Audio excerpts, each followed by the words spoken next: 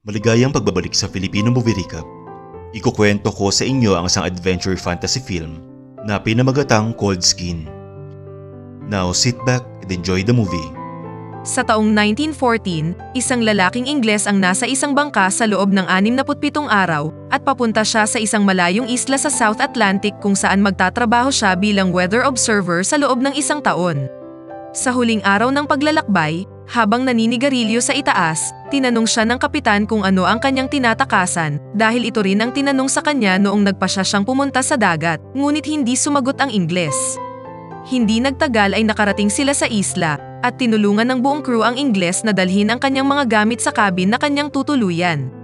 Napansin niyang walang mga ibon sa paligid at sinabi ng kapitan na wala ring weather official ang nag-welcome sa kanila. Pumasok sila sa cabin na mukhang matagal nang inabandona at inisip ng kapitan na hindi dito ligtas. Sa palagay niya ay hindi dapat manatili ang Ingles, ngunit tumanggi ang lalaki. Kahit hindi na ito bahagi ng kanyang trabaho, tinulungan pa rin ng kapitan ang Ingles na imbestigahan ang lugar. Habang papunta sila sa isang lighthouse, nakakita sila ng fountain at may nakitang mensahe sa mga bato na nagsasabing pag-aari ni Gruner ang bukal na ito. Pinabalik ng kapitan ang kanyang mga tauhan sa bangka at nagpatuloy ng mag-isa kasama ang Ingles. Makalipas ang ilang sandali, nakarating sila sa lighthouse na merong mga nakatusok na sibat sa paligid.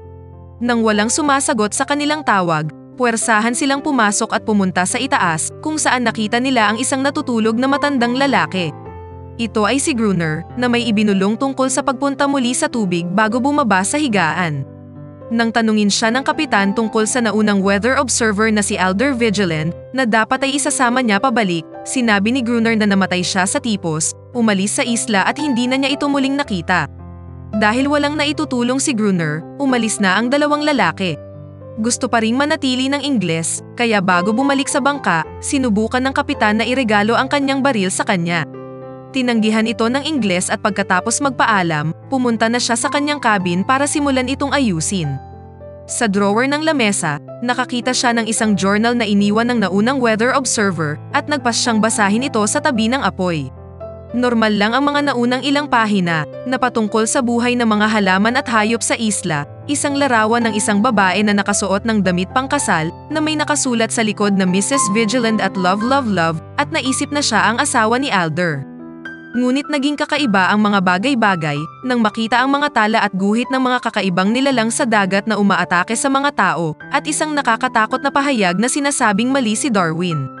Kinabukasan, habang ginagawa ang kanyang weather reading sa may dalampasigan, nakahanap ang Ingles ng mga batong nakapabilog na puno ng mga shell at ang hugis nito ay hindi maaaring gawa ng alon. Kinagabihan, habang naghahapunan sa cabin, nakarinig siya ng mga kakaibang ingay sa labas ng bahay. Ito ay mga ungol at pagtama sa kahoy na dingding. Dahan-dahan siyang lumapit sa pinto nang biglang may sumulpot na paa ng halimaw sa ilalim at tumugma ito sa nakita niyang drawing sa journal. Nang marinig ang pag-akyat ng ilan pa sa buong bahay, nagmamadali siyang pumasok sa basement at isinara ang pinto nito. Tiningnan niya kung ano ang nangyayari sa itaas sa isang butas at nang mapansin ang isang nilalang na nakatingin din sa kanya, sinaksak niya ito ng kutsilyo. Gayunpaman, nasa labas pa rin sila kaya nagpa siya ang lalaki na itali ang handle ng pinto sa hagdan at magpalipas ng gabi sa basement. Nang lumabas siya kinaumagahan, napansin niya ang dugo sa sahig ng bahay at ang mga kakaibang bakas ng paa sa buhangin. Nagmamadali siyang pumunta sa lighthouse, ngunit hindi niya mabuksan ang pinto sa pagkakataong ito. Matapos tawagin ng ilang beses si Gruner, binuksan ng matandang lalaki ang bintana at binuhusan siya ng tubig at sinabi sa kanyang dapat ay nanatili na lang siya sa bangka. Ilang sandali pa, inihahanda na ng Ingles ang bahay para sa gabi. Tinakpan niya ang lahat ng bintana at pinalibutan ang cabin ng mga kahoy at mga aklat na nilagyan niya ng langis ng lampara. Pagpasok sa loob, sinelyuhan niya din ang pinto at nilagyan ng bala ang rifle. Maya-maya, dumating na ang mga nilalang at tumalon sa mga bintana at pinto at dahan-dahang sinira ang mga reinforcement na kanyang inilagay kanina. Nagawa niyang mabaril ang iba noong una, ngunit napakarami nila, kaya't sinindihan niya ang isang sulo gamit ang lampara at itinapon ito sa mga kahoy at papel na inilagay niya sa paligid ng bahay. Nagsimula itong umapoy at natakot ang mga halimaw, ngunit hindi na niya ito makontrol. Nasunog din ang cabin, kaya wala nang ibang choice ang lalaki kundi lisanin ang lugar at magpalipas ng gabi sa likod ng malaking bato sa dalampasigan. Kinaumagahan, bumalik siya sa cabin at nakitang sira na ito. Matapos kunin ang isang panyo para balutin ang kanyang nasugatang kamay, kinuha niya ang rifle at nagtago upang sundan si Gruner sa bukal. Nang babarilin na niya ito, sinunggaban siya ng isa sa mga syokoy na nagkataong isang babae na nakasuot ng sweater. Itinulak niya ito at itinutok sa kanya ang rifle, ngunit nakita sila ni Gruner at tinutukan din ng baril ang Ingles. Hindi siya sumuko, ngunit nagawa niyang mapasunod si Gruner na ibaba ang kanyang armas sa pamamagitan ng pagbabanta sa nilalang. Tinanong siya ni Gruner kung ano ang gusto niya at sinabi ng Ingles na obvious naman ito. Pumayag si Gruner na hayaan siyang manatili sa lighthouse pagkatapos sabihin ng Ingles na meron siyang mga supply na maaari niyang ibahagi.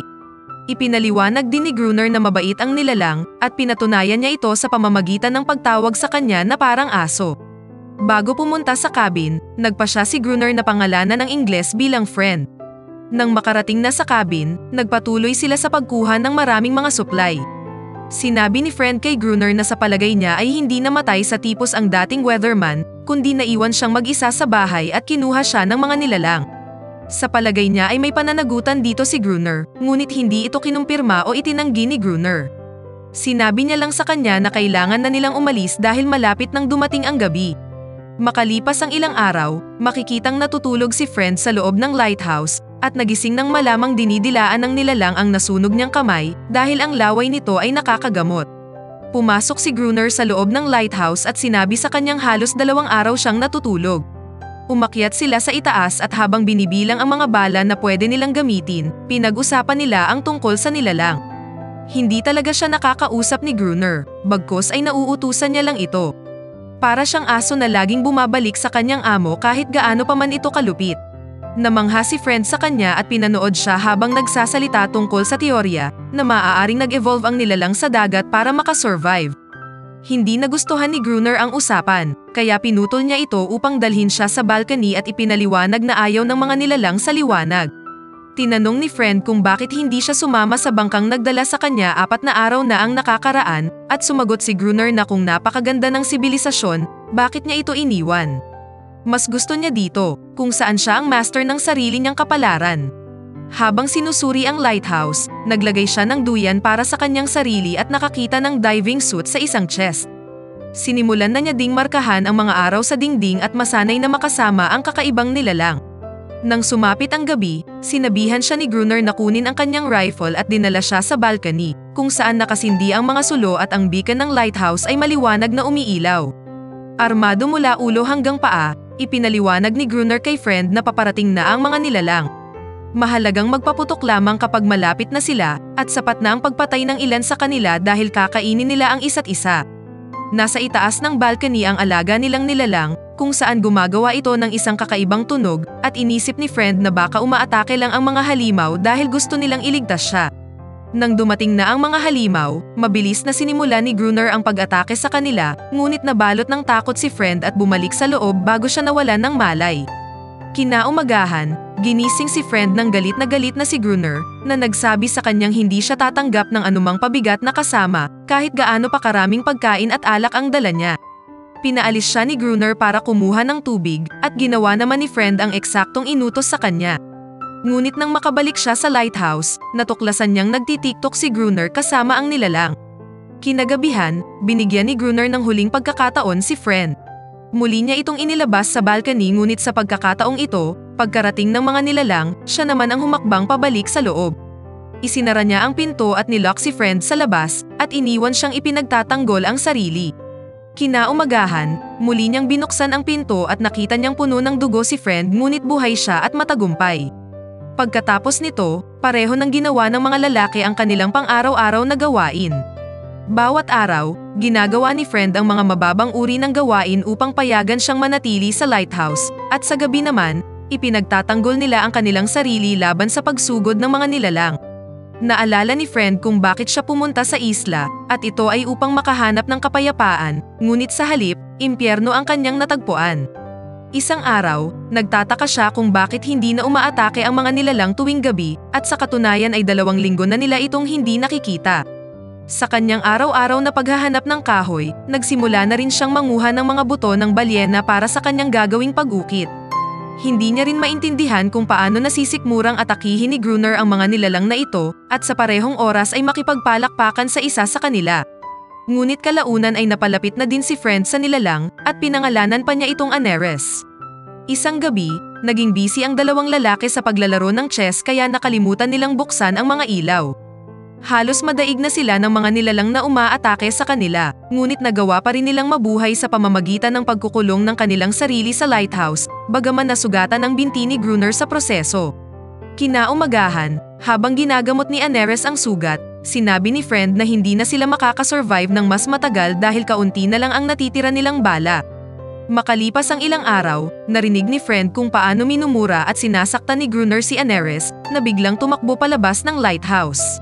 Sinundan siya ni Friend sa may dalampasigan at matapos iwan ang kanyang rifle, dahan-dahan siyang lumapit sa nilalang upang ipakita sa kanya ang bangkang inukit niya mula sa buto ng balyena.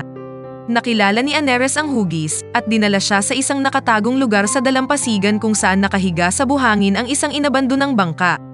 Bumalik siya sa lighthouse at sinabi kay Gruner ang tungkol dito, ngunit matagal na niya itong alam at hindi lang sinabi kay Friend dahil walang saysay ang paggamit nito. Kung aalis siya sakay ng bangka, mamamatay siya sa gutom o sa pag-atake ng mga nilalang. Nang tanungin ang tungkol sa pinagmulan ng bangka, sinabi ni Gruner na ginamit ito ng isang Portuges na nakatakas sa nawasak na barko at napatay ng mga halimaw. Ang barkong yun ay may dalang dinamita na pinaniniwalaan ni Gruner na napasok na ng tubig.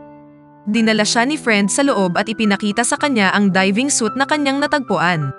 Sa palagay niya ay magagamit niya ito upang mahanap ang lumubog na dinamita na makakatulong sa kanilang talunin ang mga nilalang, ngunit tumanggi si Gruner sa paniniwalang isa itong suicide mission. Kinabukasan, nagpa siya pa rin si Friend na ayusin ang bangka at na-distract nang marinig ang pagkanta ni Aneres sa may bukal. Tinanggal ni Friend ang kanyang damit at sinamahan siya sa tubig, at ang lahat ng ito ay nakita ni Gruner na labis na nagselos. Kalaunan nang makabalik sa lighthouse, ibinato ni Gruner ang diving suit kay Friend at sinabing nagbago na ang kanyang isip, isang obvious na plano upang mawala na si Friend at para masolo na muli si Aneres. Pagkatapos, sumakay na sila sa bangka at nakarating sa lugar ng shipwreck. Isinuot ni Friend ang diving suit at lumusong sa ilalim ng tubig, kung saan nakita niya ang box ng mga dinamita na ikinonekta niya sa isang lubid na hinila naman ni Gruner sa bangka. Habang ginagawa ito, dalawang batang syokoy ang lumangoy malapit sa kanya at aksidente siyang naitulak. Habang unti-unting nauubusan ng hangin, hinila ni Friend ang lubid ng 3 beses, isang senyales na humihingi siya ng tulong, ngunit sinadya itong hindi pansinin ni Gruner.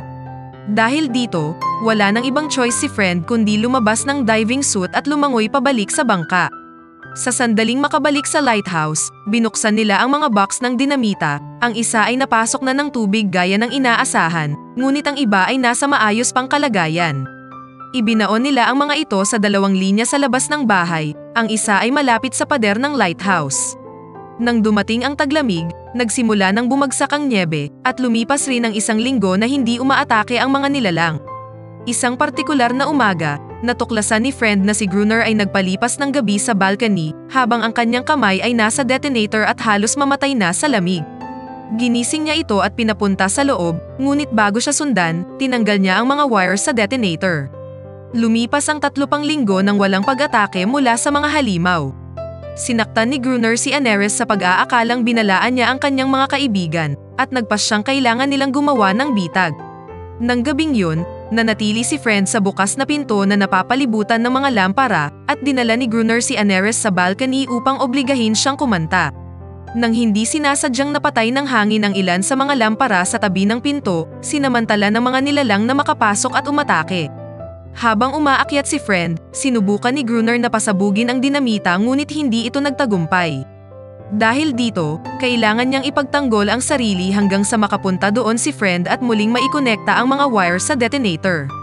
Nang magawa na ito, itinulak na ang detonator at sumabog na ang pinakamalayong linya ng dinamita na epektibong pumatay sa halos lahat ng halimaw.